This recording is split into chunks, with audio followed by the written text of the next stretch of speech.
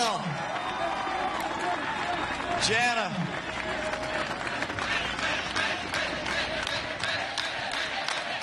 What a welcome.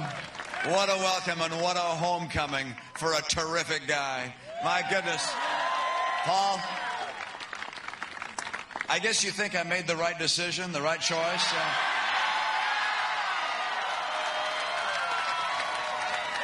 Yeah, I know I did.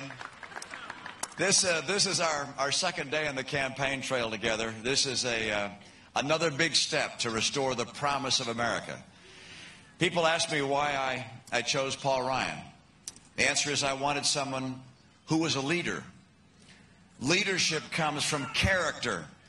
This is a man who has real character, who loves America, who has passion for America, who understands what it takes to get America on the right track. And this leader is going to help get America strong.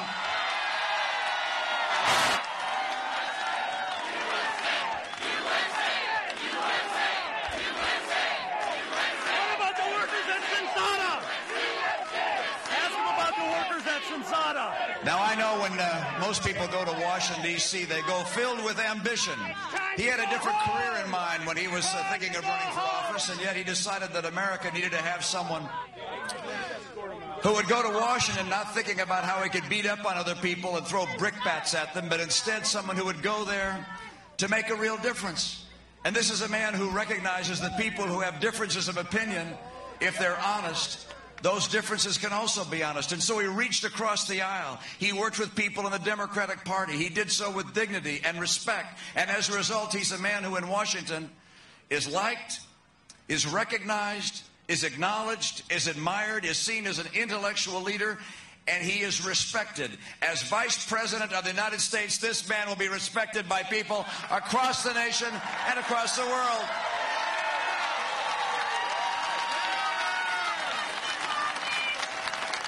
This is a critical time. You know this is a critical time for the country. You're here tonight to celebrate the selection of an extraordinary guy to be our nominee for vice president. But you also know this is a time of great seriousness for the nation. We have 23 million people out of work. 23 million people.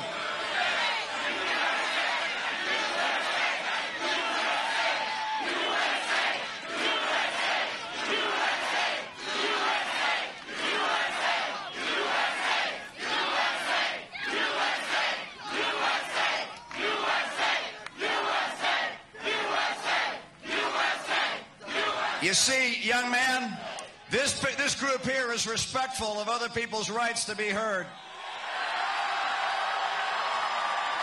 And you ought to find yourself a different place to be disruptive, because here we believe in listening to people with dignity and respect.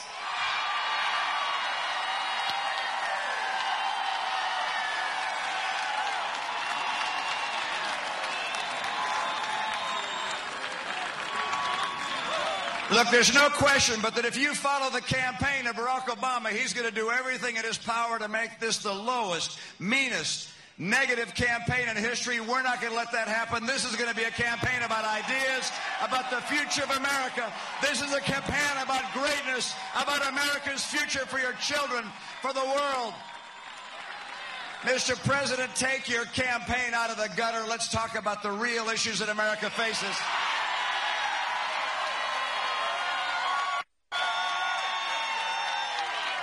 People in America are hurting right now. The middle class is struggling right now. Incomes have dropped by $4,000 per family under this president. Health care premiums have gone up by $2,500. Utility costs are up. Gasoline prices are up. People are having a hard time.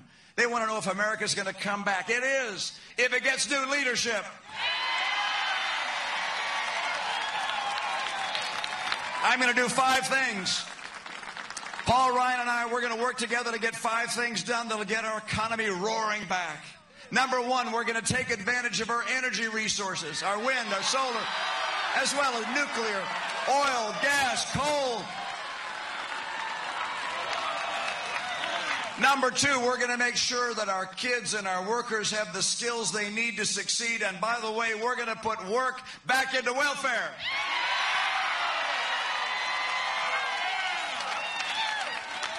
Number 3, we're going to have trade that works for America, and that means we're going to open up new markets for our goods, but it means when people cheat like China has, there will be consequences.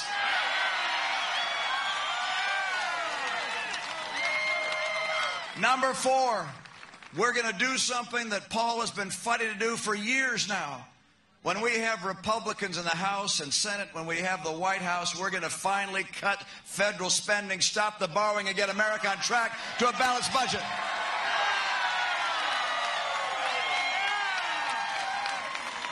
And number 5, we're going to champion small business. We're going to help small businesses grow and thrive.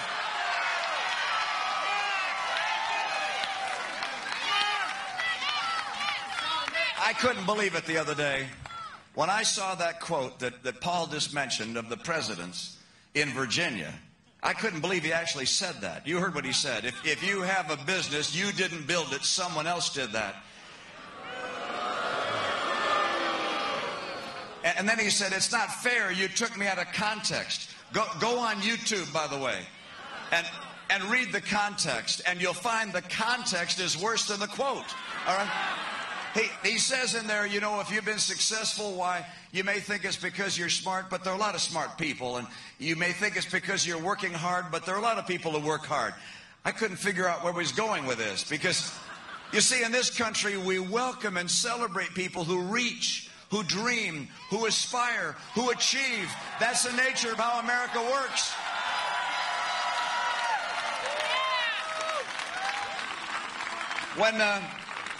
When the guy or gal comes home from the factory and says, you know what, I took that class at the community college, I got some more skills, I just got a promotion, we celebrate that. We acknowledge what they accomplished.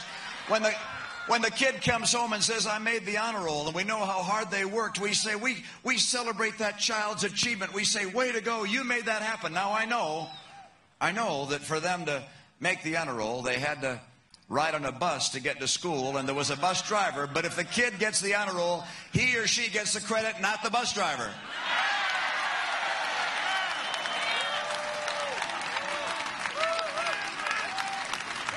This country's going to come roaring back. We do those 5 things with real leadership, and you're going to see America's economy come back and create great jobs, more take-home pay. You're going to be convinced that the future's brighter for your children than even what we've enjoyed. And I know that because I've seen the spirit of America across this land.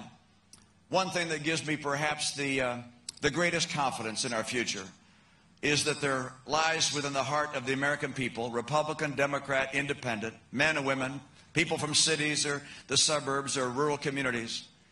There lies in our heart a patriotism and a conviction that America is an exceptional nation and a great nation.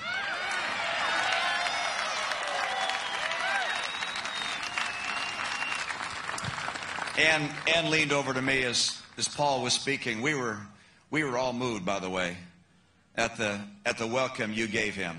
We were touched, and tears filled my eyes. I looked at Ann, tears were in her eyes, and I know Paul, Jana felt the same way. You guys are just amazing. I'm not sure about the kids, but the rest of us felt pretty emotional. And I just thought back to a time when I understood one more time just how deep the passion is for this country. And this was at the end of another Olympics. You see, we're just ending the London Olympics. The games have been spectacular to watch. Hopefully you've had the chance to see some of those athletes, their courage and determination. At the end of our games in 2002, I invited a young man to come in and sit with Vice President Cheney to represent all the athletes of America. And I chose a young fella named Derek Parra. Derek's about 5'4", born in Los Angeles, Hispanic American. And he was a rollerblader in Los Angeles. And his friend said to him, you know, if you ever want to get in the Olympics, you got to pick up another sport. There's no rollerblading in the Olympics. And so he tried on ice skates and went to the local skating club, and he was fast. I guess the rollerblading translates pretty well. This guy skates his heart out, trains and trains, ends up beating a lot of big fellows, I'm sure, from Michigan, where I came from, Wisconsin, Minnesota, becomes a member of the United States speed skating team, long track. Bonnie Blair, boy, isn't she the best? Anyway, He's long track, though, and so he comes out to Salt Lake City, skates his heart out. 5,000 meters, he gets the silver medal. 1,500 meters, he gets the gold medal. Fastest man on earth on skates. And so I invited him to sit with the vice president. And as he came in, I said, Derek, what was the most meaningful experience in your Olympic Games? And he said, carrying in the flag that had flown above the World Trade Center on September 11, 2001 into the opening ceremonies.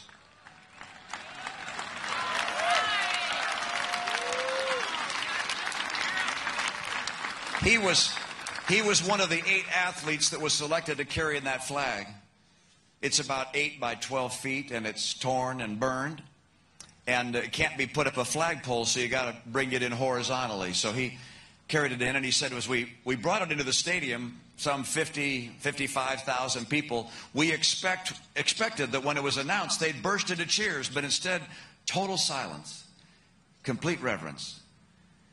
And he said, we carried the flag and stopped in front of the choir, and they began performing the national anthem. And he said, Mitt, it was hard to hold on to my emotion as they were singing those words, and I was holding that flag. And then he said, the choir did something I hadn't expected. Now, I knew it was coming because I was the guy in charge of the Olympics, and I picked the version of the national anthem they sang. And it was an old 1930s version by Robert Shaw, where you repeat the second line, or the last line, rather. You repeat it as a reprise. The sopranos go up an octave, much greater orchestration. Oh, say does that star-spangled banner yet wave o'er the land of the free and the home of the brave. And he said this time as they sang it, a gust of wind blew in the flag and lifted it in their hands. And he said, for me, it was as if the spirits of all those that had fought and died for American liberty had just blown to that flag. And he said, tears began to run down my face. And as he just told me that story, tears filled my eyes. We love this country. We know it's an exceptional land. We understand that when the founders wrote those words that said that the Creator endowed us with our rights, that they were right. That among those rights are life and liberty and the pursuit of happiness. We're a nation given those freedoms. We share them with people around the world. This is the greatest nation the world has seen, in part because of that extraordinary beginning. That idea, as Paul said. We are not going to change America into something we don't recognize. We're going to restore to America the principles that made America the hope of the earth. We're going to do everything in our power to keep America strong in our homes, in our economy, in our military, second to none. This nation has a mission to perform. We're going to make it happen. We're going to keep America the shining city on the hill. You're going to help us win the White House in November. We're counting on Wisconsin. Let's get it done. Thanks, you guys. Thank you. A crowd in Waukesha, Wisconsin welcoming